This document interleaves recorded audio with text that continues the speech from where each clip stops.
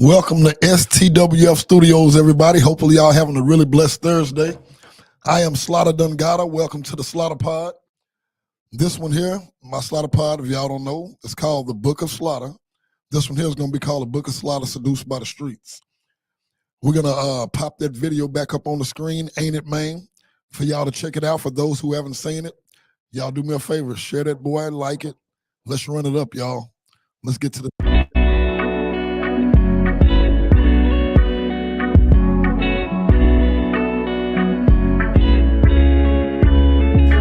Cause a nigga shit hot, ain't it, man? Gotta drip like a nigga sell blocks, ain't it, man? She on my tip cause a nigga on top, ain't it, man? They hope I slip, but I got it on lock, ain't it, man? I wake up to break up these niggas from the bullshit. When I'm in the booth, the niggas spitting from the pulpit. They calling me the truth, wait till they hear my new shit. I'm on these niggas' necks like the locks on Dipset. Pull up on your block, no top with my paint wet. My nigga T-Stack just handed me a blank check. My people think I made it, ain't even did my thing yet. They feeling nigga shit, but they don't even know my name yet. Slaughta made the game though, fighting for a game check. You ain't talking money, nigga, I'ma need a rain check. Think we on the same thing, you need to get your brain checked. Your bitch on a nigga dick and I ain't even bang yet. My voice get a moist, yeah, keep a little thing wet. If she bring a best friend, I might entertain that. Slide between her pretty thighs, straight rearrange her. Tell her ass some pretty lies and leave her little brain wet. Mad cause a nigga shit hot, ain't it, man? Gotta drip like a nigga sell blocks, ain't it, man? She on my tip cause a nigga on top, ain't it, man? They hope I slip, but I got it on lock, ain't it, man? I'm mad cause the nigga be done. Ain't it, man? Loaded gun, pocket full of 100 buns. Ain't it, man? Diamond shining on the nigga like the sun. Ain't it, man? TNT bout to blow up like a bomb. Ain't it, man? Pulling up in that foreign, state to state, I'm torn dollar for dollar, chasing paper, yeah, you know where I'm going. I'm popping tops and blowing nothing but skills I'm showing. I was the one they ignoring, now my little light start glowing. I'm doing shows and features, never kick it with leeches. I lead them haters side down and looking up from the bleachers, cause real players gon' bow. I'm the one they gon' call when they start looking for the real. They get tired of y'all, ain't no way I'ma foul. Gotta stay on my feet, put T-stacks on the beat. I'ma bring that heat, just kick back in your seat. Let my game unfold, put 20,000 in the soul. Try to go get a goal, too much paper to fold. Know this outside hold, I'm steady ballin' in the mix, I got it under control. Pulling off in that candy trunk, bang, it screams rain. These boys that throw the snow, I'm coming down, ain't it, man? They mad cause a nigga shit hot, ain't it, man? Gotta drip like a nigga sell blocks, ain't it, man? She on my tip cause a nigga on top, ain't it, man? They hope I slip, but I got it on lock, ain't it, man? You mad cause a nigga be the done. Ain't it, man? Loaded gun, pocket full of 100 buns. Ain't it, man? Diamond shining on the nigga like the sun. Ain't it, man? TNT bout to blow up like a bomb. Ain't it, man?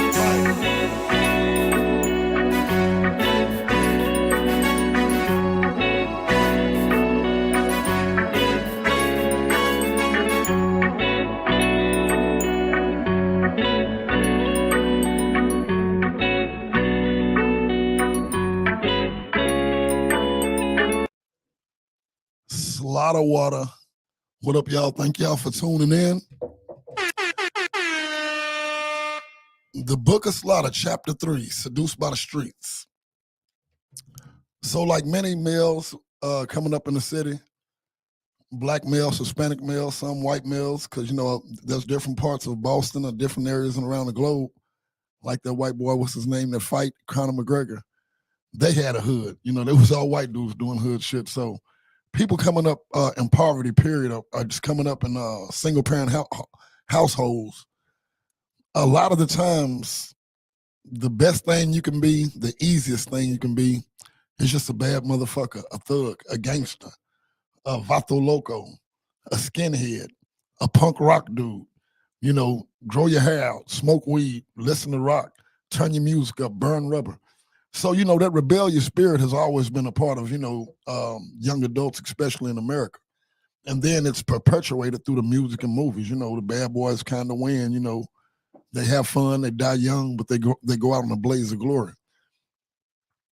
So me just being very in tune to all of my surroundings, all the stories I heard about my father, kicking ass, shooting people, fighting, you know, growing up around, you know, my family in Oak Cliff, to where we would always, me, my brothers and sisters, one thing we were taught and we live by, ain't no punks in this family. If we got a squab, we squabbing. Bigger, smaller, fight. So I was always raised fighting. My sisters would come home after, you know, fighting. We didn't play that bully shit. We didn't ever start it, but we was always taught, like a lot of families, Hey, you better go out. You better give it everything you got, or you getting your ass whooped when you get home. So you take that coupled with the fact that the music and everything I'm listening to is like everybody respect the gangster. Everybody respect the no-nonsense killer. So after a while, even people with good hearts, even people with good traits, you start, bad association spoils youthful habits. As much as I love rapping, that's why I do it, because I love it. I'm not trying to be the next little whatever. I have a passion for it. I have to do it. So I have a lot of love for rap music, but I must be honest. Parents have to really be responsible. I knew this young sister who forbid her kids, would not let them listen to rap music at all. And I totally understood it, because the influences is shit, have sex, shit, especially right now, everything's about ops, killing ops, be a real killer. So, I was definitely not just seduced by the streets, but the music I was listening to. So I left off last week explaining to y'all how I was at Club Genesis and Rump Shaker, and just leaving the club with two other guys. Energy is real, people. Taurus Wilder, may he rest in peace. Gary Howard, who, I believe he back on the streets. He's been really, really battling with his addiction. I pray to God that he overcomes that. Life is too short. He's spent a lot of years trapped in his addiction. Not judging him, but just loving him, hoping he has pulled up out of that. But it's me, Gary Howard, and Taurus Wilder. These are my South Grand Prairie dudes. I was back and forth from Oak Cliff to Grand Prairie in my latter teen years after coming back from Vegas, but that's another story. So we all leaving the club, and of course, all night long, this is Oak Cliff. All the music is gangster, shoot 'em up, bust their ass, bang, bang, bang. So we leaving the club, and there's three guys walking across the street. I make eye contact with one of them, and all this is energy. No words were spoken. The look he gave me, the way he was dragging his feet, like just almost like motherfucker wait, and you better not even think. And just something about the eye contact me and this other black male made with each other made me mash the gas and run him over. Bullshit you not. Just stupid stuff. But I was always very impulsive. I still am somewhat, but with age, even natural maturity will kind of, slow you down a little bit. I'm still impulsive, but not like I was. Like, I would literally do shit, and I didn't know I was going to do it until I did it. I'm serious. Like, can you imagine that? It's like someone else controlling you with a remote control. In my youth, I would often do stuff while I was in the act of doing it or after I did it. Why the fuck did you do that? Like, I wouldn't even know why I did certain things. Just craziness. So the dude was taking his time walking in front of my car. I don't like the way he's looking at me, so I mashed the gas. The dude jumps up on my hood. I told y'all this last week for those who were tuned in. Smashed my windshield, roll over my little Volkswagen Scirocco. Taurus Wilder, he don't know why I did it, but he figured, hey, I'm a part of it now. So the dude, no joke, like the Terminator, gets up and starts chasing my car. Taurus jumps out of my, not jumps out, he gets up out of my sunroof and starts shooting at the guy that's chasing the car. The dude is undeterred. He is still chasing the car that ran him over. He pissed off. He's with some other guys that were shooting in the air earlier, so we know they got plenty of artillery. Make a long story short, I told y'all last week I could have kept straight and totally got away clean, but the parade, if you would, everybody leaving the clubs, they would make that right on Illinois. I believe it was a Williams Chicken, and everybody would head that way. And I wanted to get away from what I just did, but I didn't want to leave the party. Young and dumb. And, of course, we was drinking and shit. I could have kept straight and jumped back in on another street. But I turned right into traffic with this dude chasing us, and he's alerting his partners with guns what just happened. Gary Howard's in the back seat. Gary, if you're listening, hey, just keeping it real. He don't know what the fuck just happened. We leaving the club, no words with nobody. Rod just run this dude over. Taurus is shooting at him. Gary's got his gun sitting in his lap, but he is in a state of shock. Like, Taurus is telling him to bust, telling him to shoot at the guy that's still running up to the car. Gary is like shell shock. He's sitting there with a blank look like, we left the club. What did I miss? We all sitting in the car with the windows rolled up. No words are spoken. Rod hit this dude. Now you're shooting at him. And now this dude is coming to the car. Now he's got other guys with him. So Taurus is literally not trying to add the dramatics to it.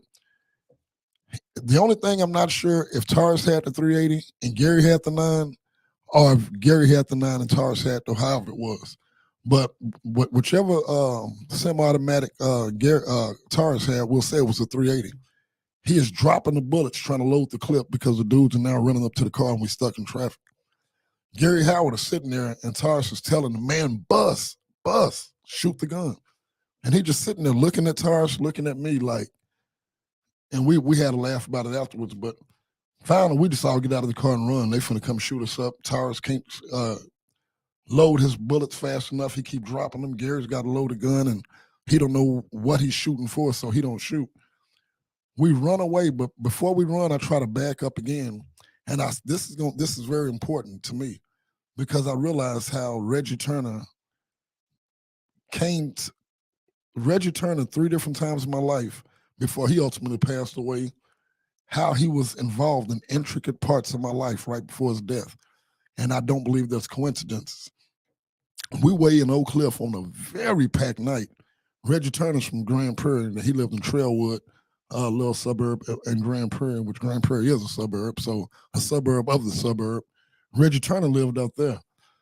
So for me to be backing up trying to flee these guys from Oak Cliff and Pleasant Grove, and for the person for me to reckon to, for it to be Reggie Turner, that if that would have been somebody else I hit, had that been an Oak Cliff dude, that probably would have been another altercation. The person I happen to back into and reckon to trying to get away from these dudes is one of my best friends in life who I haven't seen in a while. And it's just crazy. It's him. We don't know until we come back. He's still sitting there like, man, I seen y'all hit my car and y'all take off running. I thought y'all stole his car. I don't know what y'all was doing. We was like, no, we thought those dudes was going to come shoot the car up. He was like, no, man, they didn't shoot the car up or nothing. So we drive off and continue kicking it that night. I ended up going to Arlington, and then I told y'all this last week for the listeners that was there. After I go to Arlington for 2 days, I come back to my lady friend's house that lives in Pleasant Grove. She is wondering, there was no cell phones back then. She is wondering why I left her house on like a Thursday night and told her I'd be right back, and it's Sunday and I haven't been back yet. I show up Sunday. She like, oh my God, I've been so worried about you. Man, where have you been? And I told her what happened. Leaving the club, ran over this dude. My partner shot at him. And my other partner didn't want to shoot. The other guys ran up to the car. They had guns. We took off running. And I just went and laid low in Arlington for a while. She did not even tell me she was leaving the apartment. The messy chicks downstairs, I believe one of them name was Nancy. She goes right downstairs and like, Nancy, remember how I've been worried about Rod for the last 3 days? Man, I told you, she figured that I had gotten to some shit at Genesis. It was Genesis and Rump Shaker for my Oak Cliffians who remember that. So she said, I figured he got into something. Man, he ran over this dude and they shot at him. And this is karma for your ass.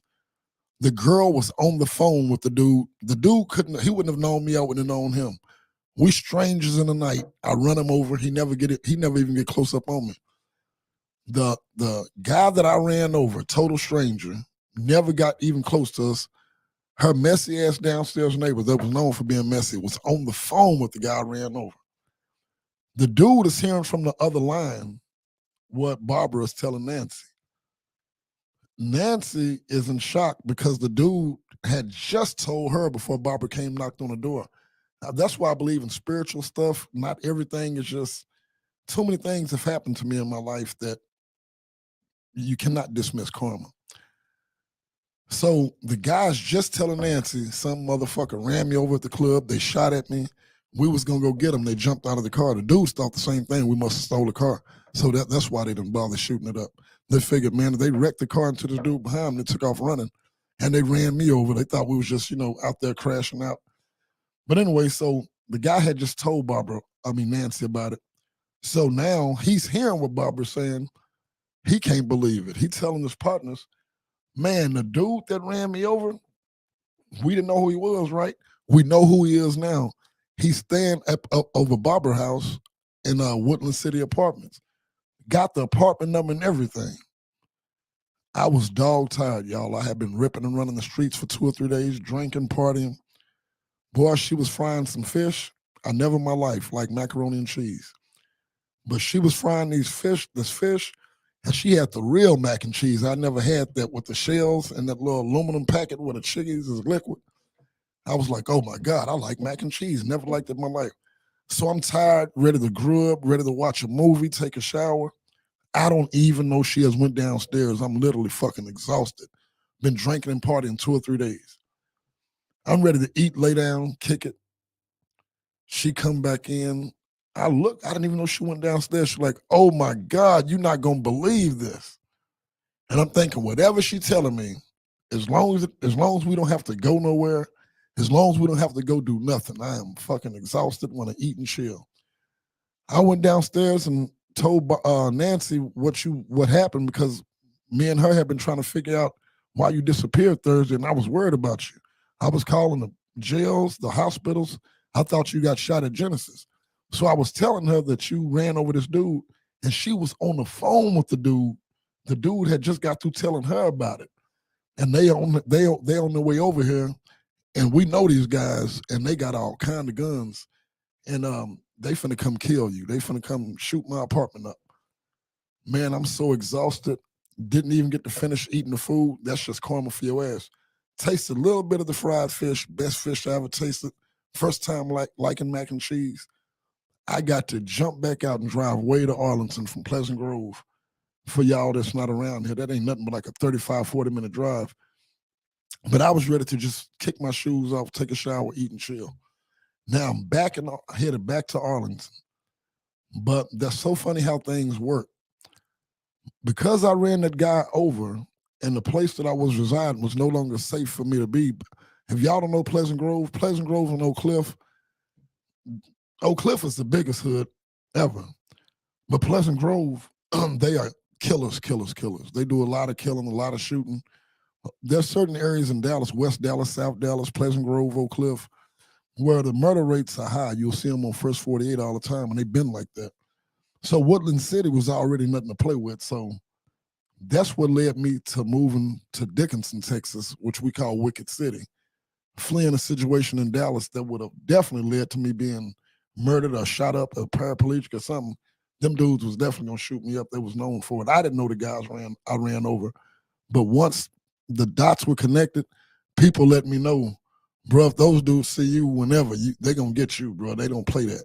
Like, something should have told me. Once I ran that dude over and my partner shooting at him out of the sunroof and he's still chasing the car, yeah, I should have realized I was dealing with a different breed, but God is good.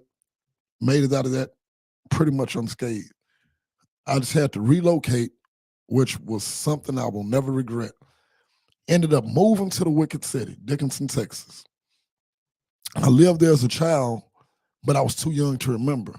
We moved to West Dallas when I was like 2 or 3, and then pretty much grew up in Oak Cliff after that, before moving to Vegas, then ultimately Grand Prairie.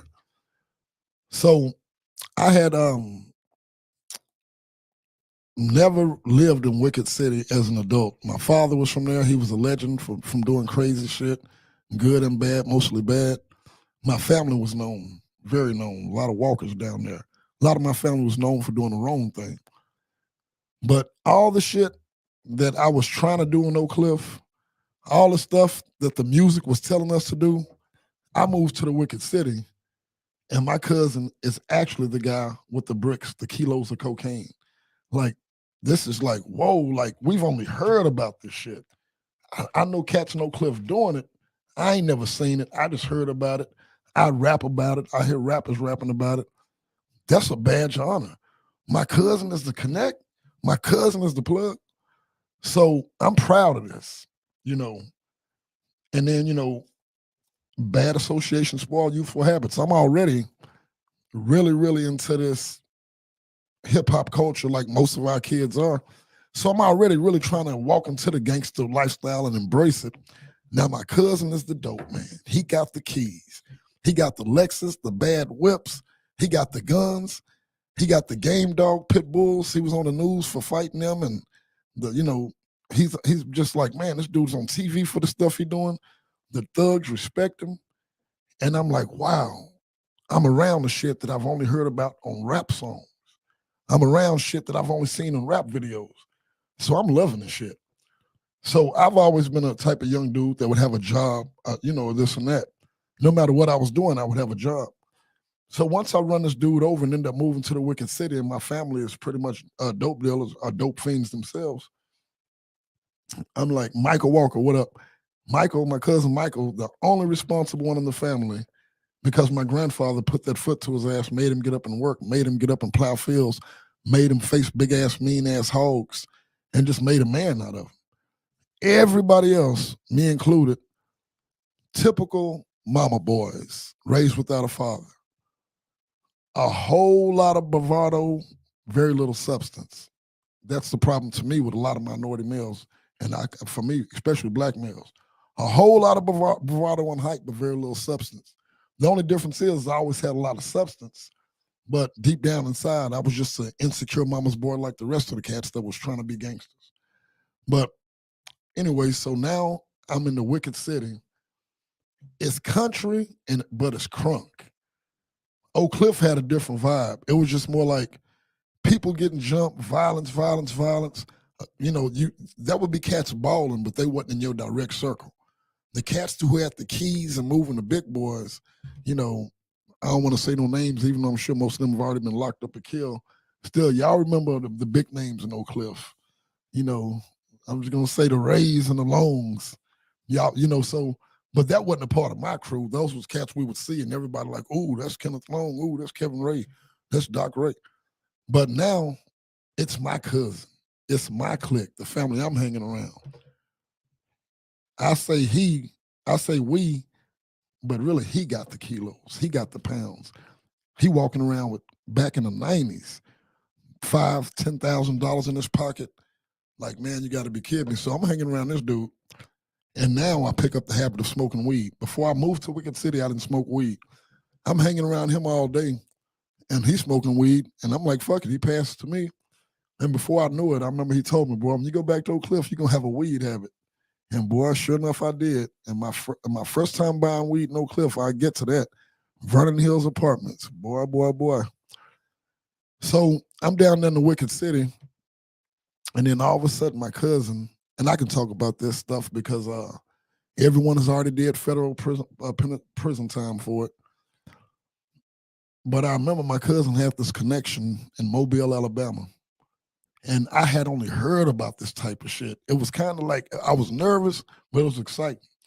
So he got this hookup to where we jump on the Greyhound buses, on the Greyhound bus with like 5 pounds of weed each, me and my brother. And they wrap it. The whole process was intriguing to me. I'm like, man, I done seen about it, heard about it. Now I'm actually finna do it. And I'm looking at the money my cousin is making. And I'm like, shit, I'm finna start getting to some real money. And on top of that, I'm living how the rappers say live. I'm doing the shit the rappers talk about doing it. So now when I'm high and bumping this music, it means more to me. Hey, homeboy, I'm doing this shit you rapping about. And that's that false badge of honor that we get as these youngsters listening to this music. The shit is all cool until it's not. When the shit go bad, it go bad. The hardest cats in the game, the G-code bullshit, they start snitching. They start pointing the fingers. They start trying to figure out how to get back to their wife and kids or that fine chick they just met, their newborn baby. So anyway, now we're jumping on the bus. I'm in love with the process. Got to make sure the dogs don't smell it. Wrap it up in plastic. Wrap it up in Bounty Fresh. Wrap it up in more plastic. Wrap it up in Bounty Fresh. More plastic, and then put it in a sealed bag. We got 5 pounds compressed in suitcases, me and my brother. And back then it was so easy. Now I wish 2 black dudes would try to jump on a bus with 10 pounds of weed. So we jump on the bus with this weed, and we drive. We take the bus all the way to Mobile, Alabama. Touchdown. Touchdown means successful trip. No ATF, no feds, no jackery. Got the pounds off. Go down there, kick it a little bit. 40 ounces was real big in every rap song. Then I found out the state of Alabama didn't sell 40 ounces. Went to go get 40. Just a little neat fact. Back in the 90s, we never knew there's a state that don't sell 40s. They sell malt liquor, but not in the 40-ounce form. So everybody knew we wasn't from down there when we was asking for 40 ounces. They was like, they don't sell it in the whole state of Alabama, Mobile, or anywhere. Where y'all from? Anyway, we make it back down to Dickinson, Texas, the wicked city between Houston and Galveston. Touchdown, successful lick. We done pulled it off. Cousin give me and my brother more money than I've ever made working, and especially just for driving down there having fun. So my cousin pays us. And I'm like, yes, I done made some money in the game. Boy, I'm walking around with my little stack of money. I'm feeling like on top of the world. So then the dudes from Mobile, Alabama, they like, shit, man, that stuff is good. We got rid of it quick. We need some more. So I'm so excited to now start smuggling full time. I'm ready to go back down there. I'm ready for my cousin to break me off with another knot. Something happens where they're like, Rod, you ain't going this time. My older brother went. So my cousin blessed me with a pound of weed. Boy. Not to smoke back then. I had to start smoking, but not like that. Like, here, let me see what your hustle game like. Here go a pound. We're going to be gone. Like, I need somebody to stay here. We going to run down to Alabama. You stay down here and get and pop this pound off for me. He thinking I'm finna weigh it up and do all this and that. The one thing I did learn from the streets, Oak Cliff, when you first get in the game, be the one with the fattest sacks. Once you're known and you gather the customers, we call them custos, once you get all the attention from the fattest sacks, then you start breaking it down to like normal size so you can make a real profit. First, you just want everybody coming to you. So that was part of my strategy. And then I didn't know what the fuck I was doing. This pound was given to me. Everything I sell out of it is profit. So lo and behold, they're down in Alabama doing their thing, and I'm running around town selling weed. The word get out. My cousin comes back from Alabama. All of his customers that he used to have, they calling him looking for me. When people flag him down, they're trying to get in touch with me. And he was like, man, what in the fuck do you got going on around here? Shit, none of my customers want to fuck with me. They all want to deal with you. Boy, he found out the amount of weed I was giving away for $10. It was all profit for me. It's like you can't give nobody something for nothing. And especially, like I say, I wasn't weighing shit out. I didn't know what I was doing. But I did know have the fattest sacks. But everybody was telling me, bro, we was coming and buying dimes off. You weren't going to make money off of them, but it was kind of like the Sambo thing in Dalworth, where this big old dimes of rock back in the day. Shit, if you needed to re-up and you couldn't get to She Ice in Fort Worth, you hit Sambo up and shit. You spend $30 on his dimes, you're gonna make $130. But anyway, so my cousin couldn't even sell product weed because all of his clients wanted me because I was giving them triple what they was paying for. Ran through the pound real quick. Back then, still had a pocket full of money. Needless to say, both times I tried to sell dope, crack or weed, it just was not my thing. It didn't work out for me, thank God.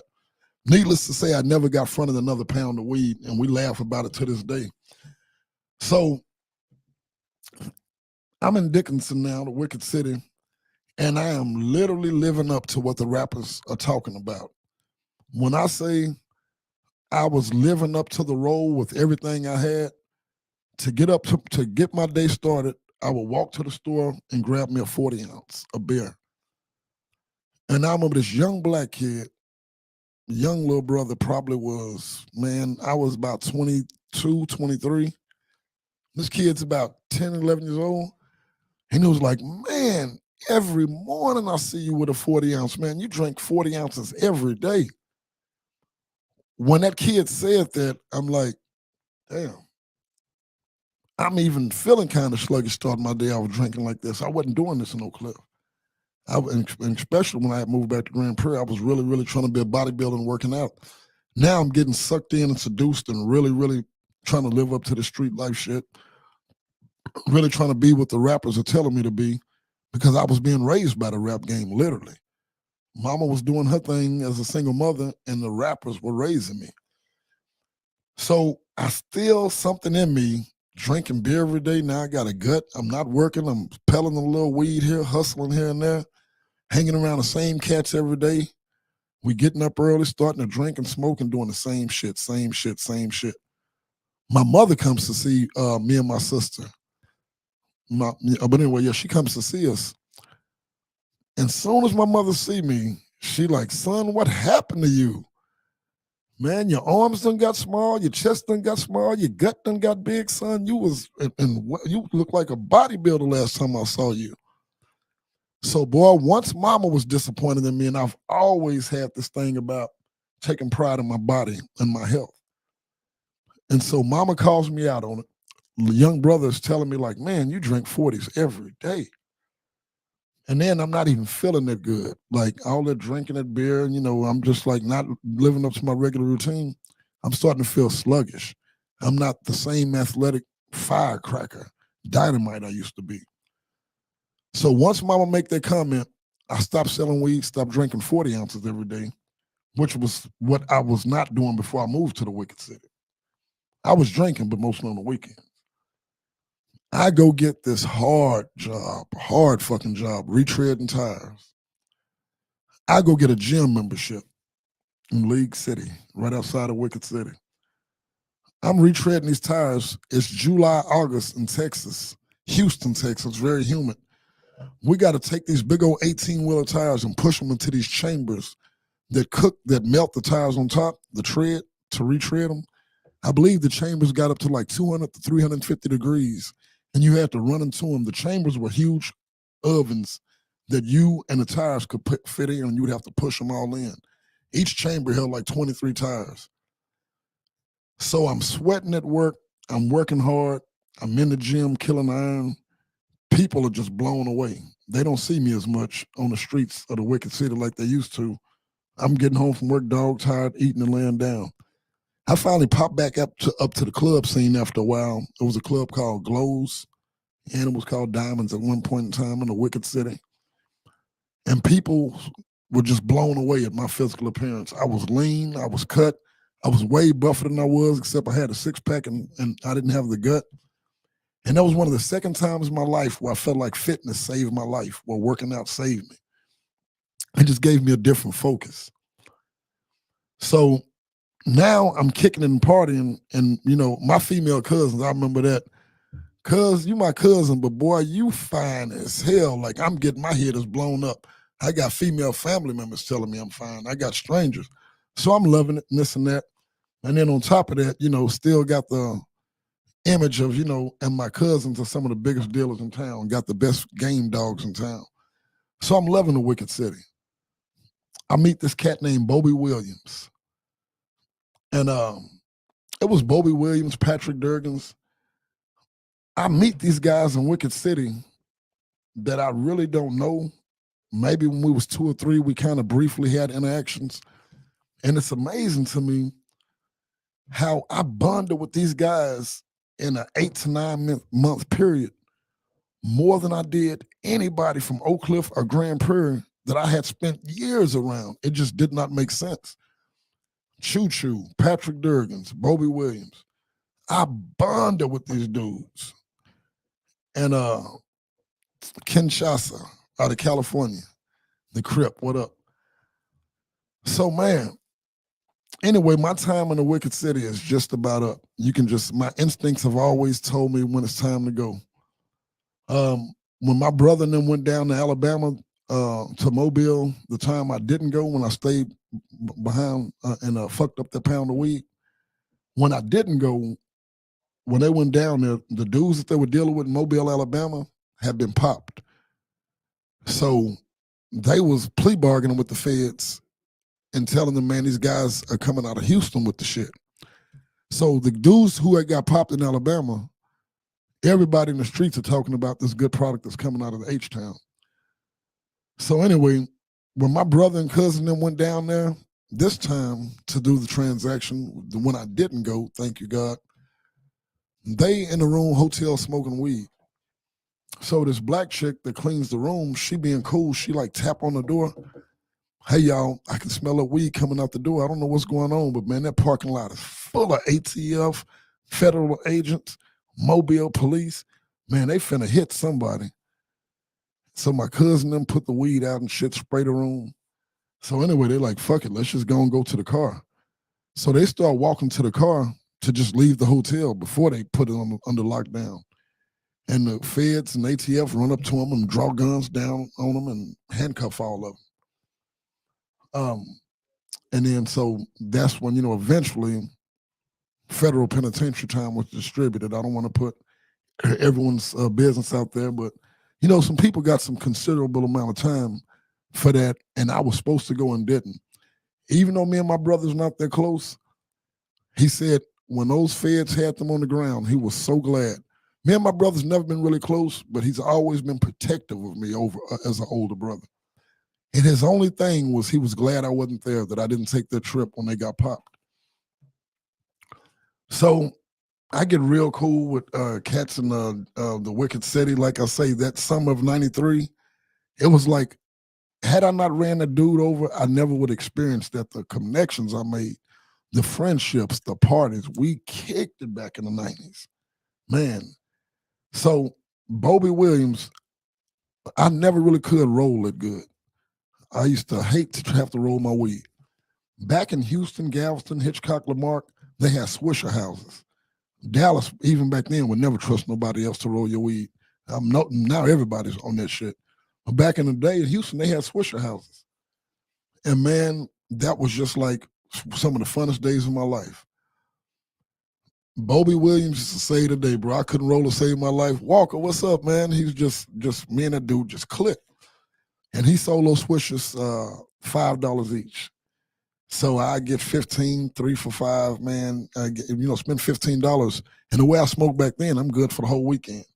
And I ain't even got to roll. Just light it up, puff it, put it out. I loved it. So my time is up in Dickinson. People done got federal time. Several cats getting shot up. I'm starting to get into shit. So I'm like, okay, this is the dead end. Either people selling dope or they own dope. I end up moving back to Dallas. Remember, when I left Dallas, the last thing I did was ran a dude over. As I'm backing up, I run into Reggie Turner, may he rest in peace. I end up backing up and hitting him and fleeing and then coming back and realizing it was him. So I'm coming back through Dallas and I'm driving through Glendale Park, for those who know Dallas, Oak Cliff. Again, Reggie is from 25 miles away from there, out there in GP. When I hit Glendale Park, it's somebody on the side of me. And even back then on Oak Cliff, like I say, you got to really, cats literally, other cats would be cautious how they looked at another dude. I ran somebody over for the way they looked at me. The way you looked at a dude in Oak Cliff could lead to a shootout or a fight. So me and Reggie, we both sitting, we end up, I got a car full of all my shit moving back from the Wicked City. I got blankets, stereos, got a car full of shit, clothes. And I'm driving through Glendale Park on a Sunday, and it is packed. The person sitting next to me is Reggie Turner. I cannot believe it. One of my best friends from Grand Prairie. I'm looking at him, and he can kind of feel me looking, but he like, shit, if I look at this dude, and he realizes me, and I feel I understand, like, literally in Oak Cliff back then, you literally had to watch how you looked at a motherfucker. He realized it was me. He kind of got relieved, man, and we exchanged numbers. So now I'm back in Oak Cliff. I ended up hanging with some dudes, so-called Crips, Sonny Loke, Cisco, Dundee Cookbook, Big Ray. Big Ray was Rachel's brother. My cousin Landry that died in '89, leaving the club I told y'all about. Her younger brother, was Ray. He used to be our little homie. He used to look up to us. I got him in the weightlifting and shit.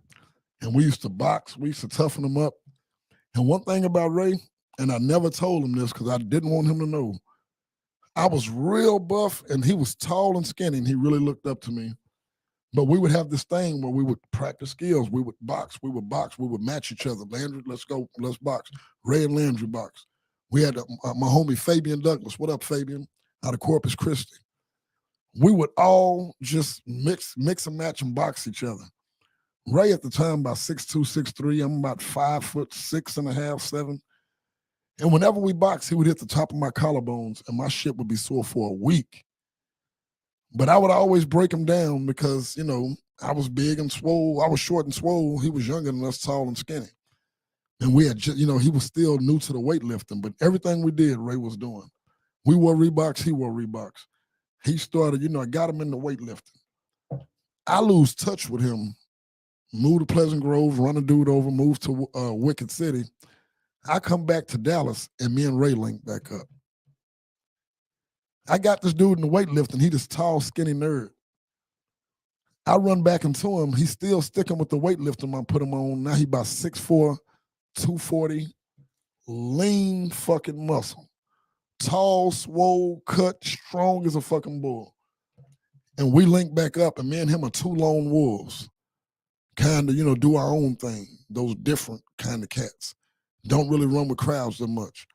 But when I run into him, Ray, not only is he tall and swole as hell now, he been back in Oak Cliff for a minute, and he got a little bit more gangster street swag to him, but he's still the type of cat that don't really deal with a lot of people, don't fuck with a lot of cats. He still kind of stick to himself. So me and him having that bond as me being one of his big homies when he was coming up, getting him into the weightlifting game, teaching him how to fight, me and that dude, we linked up and became inseparable. They started calling us Scooby and Scrappy. Y'all remember Scooby-Doo?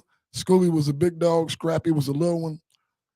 And me and Big Ray, like I say, people just started, man, if you see one, you're going to see the other. We was at Glendale Park one day, and this dude said, man, I watched y'all. He said, if people ever get into it, one of y'all, they going to jump both of y'all. He said, even when y'all not together, y'all watching each other back and y'all can tell that y'all together. And he said, if I was going to jump you, I would go get Ray first. If I was going to jump Ray, I would have my partner take you out. Like, y'all are separating the crowd, and I watch both of y'all looking for each other. Like, that was the type of bond we had. We was close as fuck. So me and Ray, we getting into it, bro. I mean, like, we fighting. We just so glad to be together, bro. We hanging around. We really clicked up strong. We doing everything you can name. Like I told y'all, we had beat up one of his cousin's uncles that disrespected his girlfriend at one of the parties. And like I say, man, that dude, even though he had it coming, honestly, we beat that man way too bad. But we was young and dumb, and he was an obnoxious asshole. But I've always prayed that we were the karma for that dude, for what he had been doing to his old lady.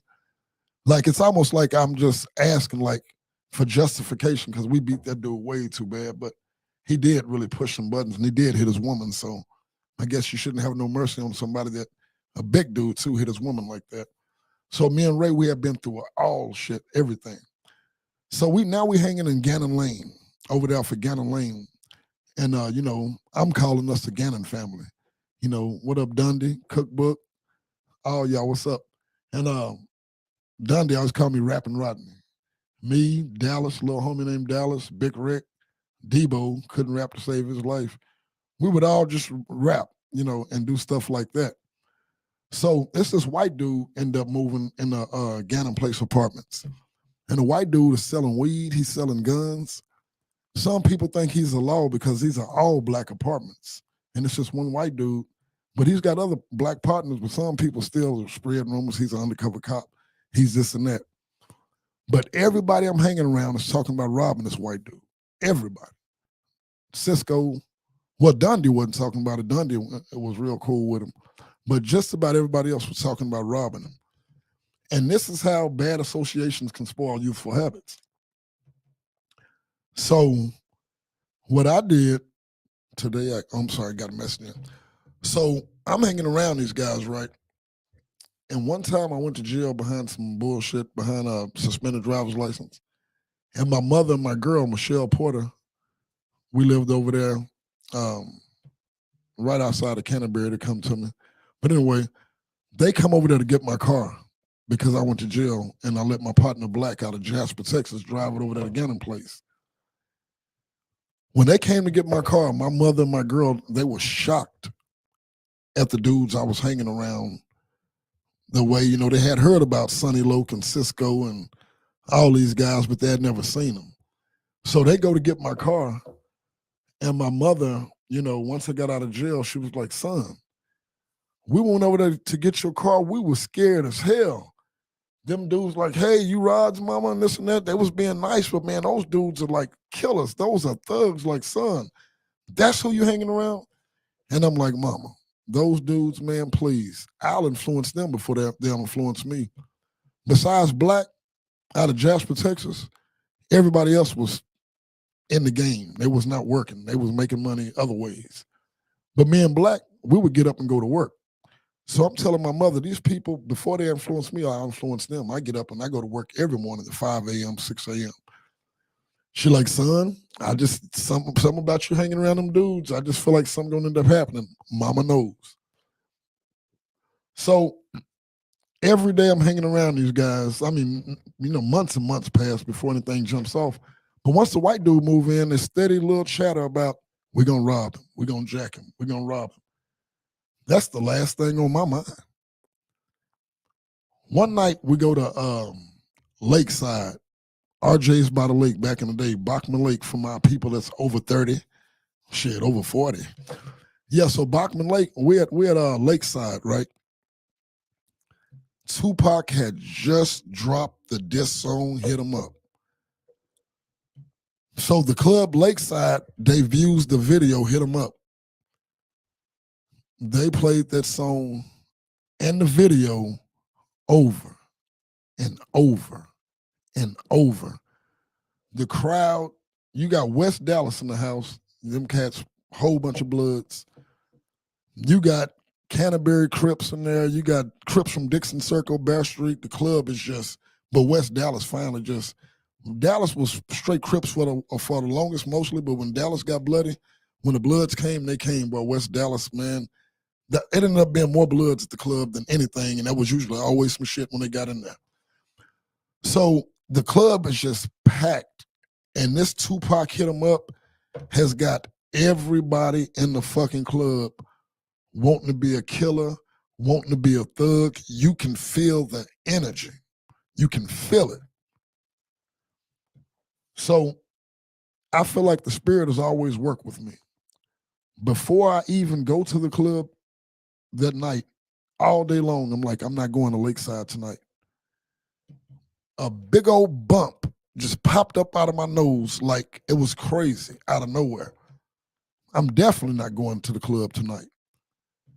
My homeboys, Black, Sonny, Cisco, Rob, man, RJ's, I'm sorry, now it's Lakeside. Lakeside gonna be packed tonight. You going? I'm not going. I ain't even got nothing to wear. My homeboy, Black, bam. Take those boots. Back then, I love Dickies. I got some Dickies. There go use some boots that look something like Timberlands, but they wasn't. And he knew my dress style. I like the boots and the Dickies. So now I got something to wear. I'm still saying I'm not going. 2 carloads full of our partners pull up. Man, y'all going to Lakeside tonight? Everybody blacking them like, Rob, bro, you serious you're not going tonight? Everybody's like, bro, you crazy. It's going to be off the chain. I end up going to Lakeside that night. They playing Hit 'Em Up all night long. The video, y'all know the song Hit 'Em Up. When you young and influenced by rap and a Pac fan, and you drinking, smoking, and they jam and hit 'em up all night long, I wish there was a statistic to show how many crimes was committed that night. You just know spiritually. You just know what you know. We left that club. We so up in the gangster mode. I got 2 females, and this is something Landry used to do.